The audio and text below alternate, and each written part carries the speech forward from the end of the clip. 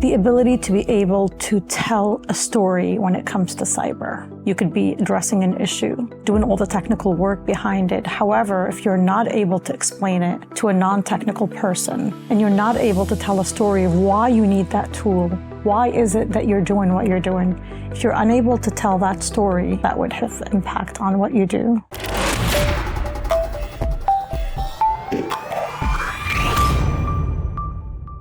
Welcome to CEO Tech Live, powered by Hexaware. I'm Ben Fanning, your host, and today I have for you Nelly Nauman, who is the Chief Information Security Officer at Parexel, the $3 billion, 20,000 employee biopharmaceutical outsourcing service company that happens to be one of the largest clinical research companies in the world. Nelly previously served as senior leader at Moody's, S&P, and Thomson Reuters. Nelly, welcome to CEO Tech Live. Thank you, Ben. Thank you for having me. So let's dive in. What do you enjoy most about being a leader? Driving initiatives and delivery is really important. I focus on the impact we have as an organization on patients. So protecting our environment, the patient's data, that really always keeps me going. In addition to this, in the area I'm in, I deal with a lot of technical, very technical team. And the most enjoyable is when you take someone who's very technical and you teach them soft skills. So that way you could grow them to go to that next level in their career. Or taking someone who has the will, they may not have the expertise, but when they have that drive and the will, you're actually able to teach them the skill. And that is very rewarding when you're able to, train people, work with team members that you could see them grow in their career as well. Which soft skills do you see making the biggest impact for those in your team? The ability to be able to tell a story when it comes to cyber, because we're very technical, right? You could be addressing an issue, doing all the technical work behind it. However, if you're not able to explain it to a non-technical person, or even if you're setting up a strategy and you're not able to tell a story of why you need that tool, why is it that you're doing what you're doing, if you're unable to tell that story to someone who's non-technical, that would have impact on what you do.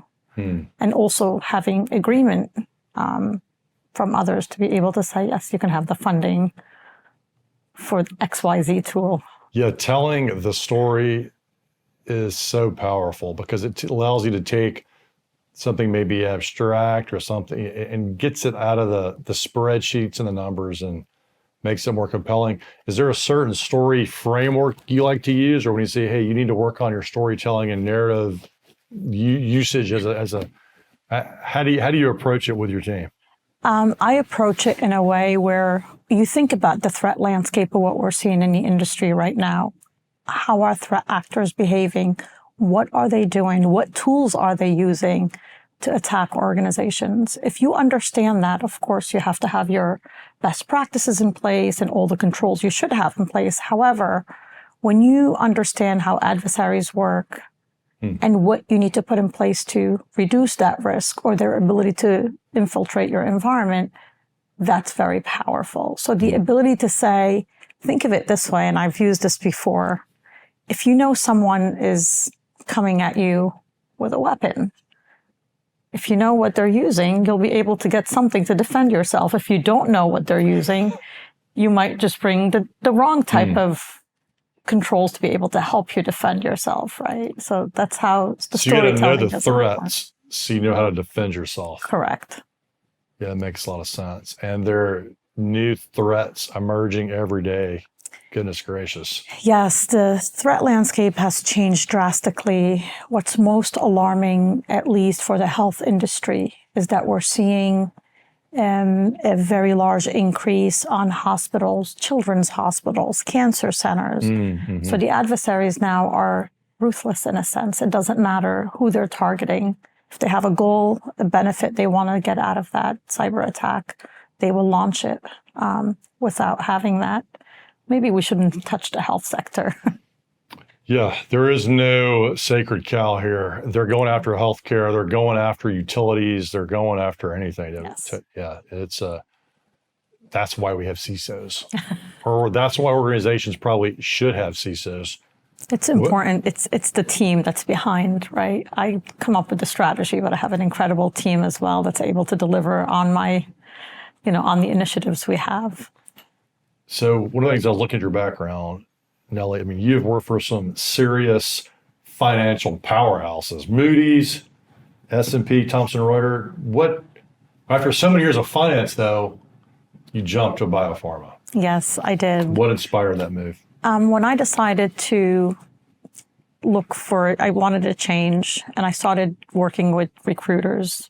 Parexel had come in as one of the companies that the executive recruiters recommended that I speak with. They thought I might be a good fit.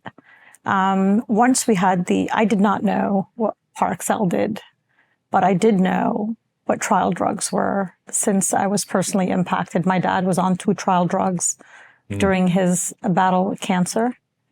And when I found out that Parexel tests trial drugs, I was so interested. I felt as this was the place that I really wanted to be in. It's kind of like sense of purpose, seeing impact on patients and people. I knew the impact that it had on me and my family. So I decided I had got the offer and I was very excited and decided to accept the role. Yeah, so for the listeners, describe what going to work was like in the financial industry versus going to work for a company where you have more of a personal connection in that way. It was always cyber and incident response and threat management is always exciting because your day is always different. You always have to be ready for what you could encounter on that day. The difference between the health sector and my current job is I have a sense of purpose. There's a reason why I do what I do. It's because I want to make sure our patients are not impacted by a cyber attack. The difference in the financial industry, if you have a cyber incident, there's huge financial loss. It's the same for pharma. It's the same for health sector. It's the same for Parexel.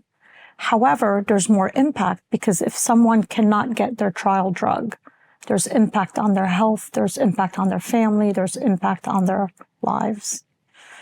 And so when you wake up every morning and the mission's more personal, yes. Do you find yourself speaking differently to your team? Absolutely. Working longer hours? I mean, how does the engagement piece, because I'm just curious. Yeah. How you might be working differently. What's different with my team is they're so into the technical piece of it that some forget why we're there.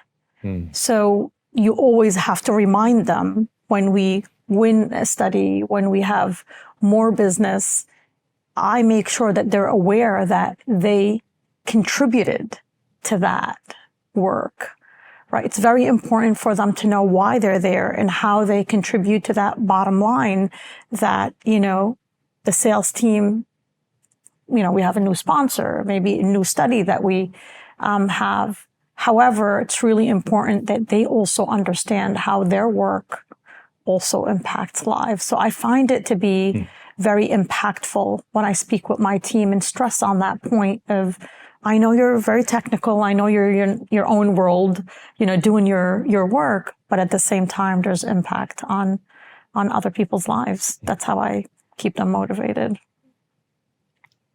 Yeah, and I can just tell the energy behind it. Yes. And man, I think it's fantastic when someone's in the C-suite and they can speak from the personal standpoint and really think about that approach to motivating their team and helping tie it back to the big picture. Although financial services definitely is the bigger picture too. Absolutely. People to get their money out of their bank accounts. Right, that's very important. But I mean, still on the health side. Now, what's some of the worst leadership advice that you've ever heard?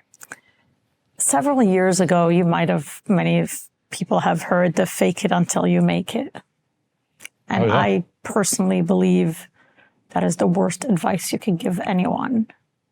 You want to be able to, as an individual, understand your strength and your weakness. So that way you know what you're good at, being transparent with someone to say, or someone, whether it's an interview or a manager you work for, or a mentor, to say, this is what I'm really good at.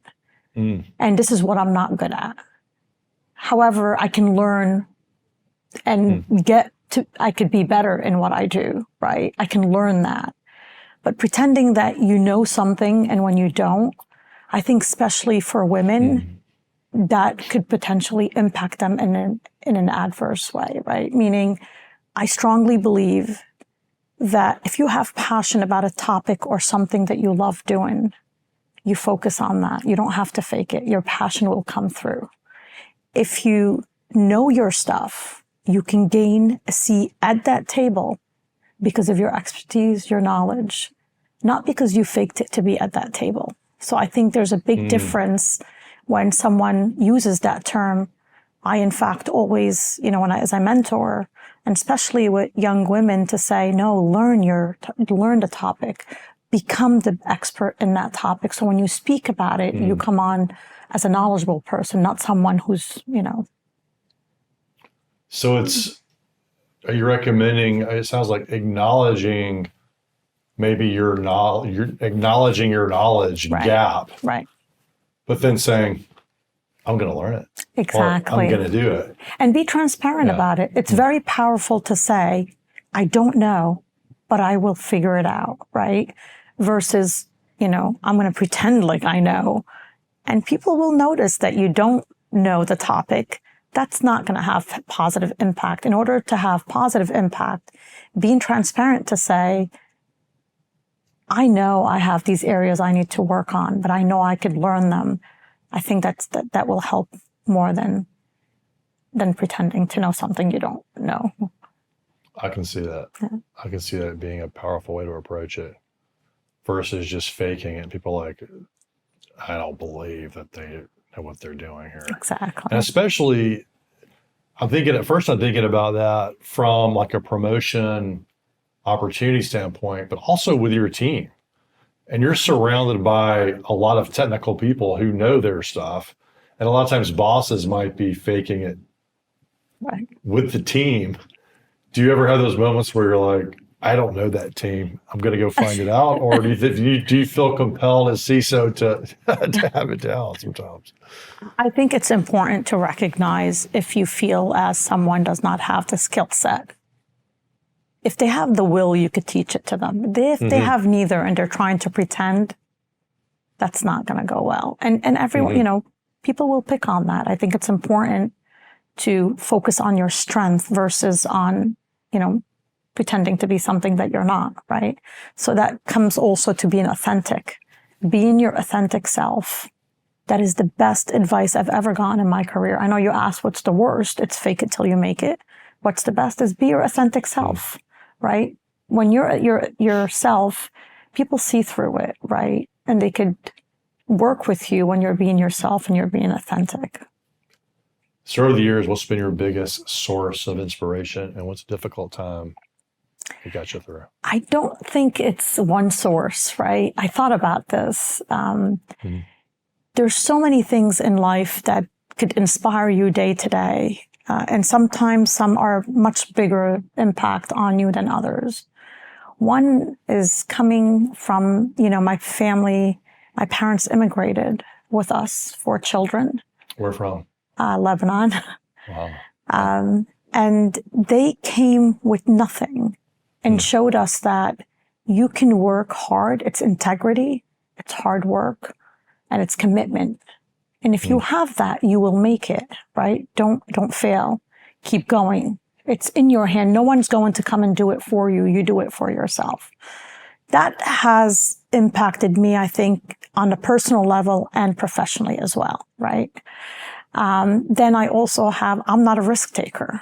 In fact, I do not like to take risk. My husband is a big risk taker, and he's the one who would be like, no, you could do that. You should do this. No, we should do that. Being here right now and doing this interviews are right? risk. Hopefully he encouraged you to do it. He did. Okay. And also, at Parexel, I've been in the financial industry, but at Parexel, the leadership team inspires me every day because we're all there for a purpose. Oh, nice. We're all there for that common goal. So the support and the way we rally around each other is just incredible. And it's something I have not experienced in 20 years until I started at Parexel. The leadership team is incredibly smart. And just, they're so down to earth in the way they manage the culture, the changes we're doing in the culture, and how we always focus on patients. And, that's what I'm there for, right at the end. And every single one of us, we always talk about, when the leadership team talk about how does this impact the patient? In everything we do, we think about, would that have an adverse effect? How can we make it easier, better, simpler for our patients? It's such sage advice for leaders, even if they're not in biopharma or healthcare, to think about what that personal reason is for leading, what the customers are, and really help their team. It sounds like really acquire more empathy for their customers. We at Parexel, we lead with heart. So you just said it, right? Leading with heart, having passion for what you do. You have to love what you get up to do every day. And I strongly believe if you do that, it shows, right? Because you're excited about going to work because you know the impact you have. You might be you love what you do. And for you, that gives you that satisfaction of, I like what I'm doing. I enjoy this. Sometimes it's not always, a life or a patient is on the line. But if you do know your purpose and what is that passion you have, you'll excel. Wow. Yeah. I love it. You're just effusive with passion about this. Yes. And it's so inspiring to see it coming from the C-suite. So thinking a little bit about Hexaware, what's been the main benefit for working with them? We work with Hexaware provides us with our workforce that we will bring on to work on projects. And they play a role in every part of our organization, whether it's clinical, whether it's cyber, whether it's technology. We work closely with them for our sourcing, for contractor sourcing. So how do they match the heart and passion that you have and your team has? How do you convey that to them? How does that work together? Because I know with a lot of partners, they have different cultures, and it sounds like they may be similar in nature, but I wanted to get your perspective on that. I think what it is, they have the right type of expertise and knowledge in people that we look for. So it makes it easier when you're working with an organization that pretty much has what you need. You're not going to go anywhere else. That's why the partnership also, by the way, has been there for a long time, I could say. Right? Oh, that's cool. Yeah. So starting to put the cherry on top of this interview, what's your parting thought for our listeners?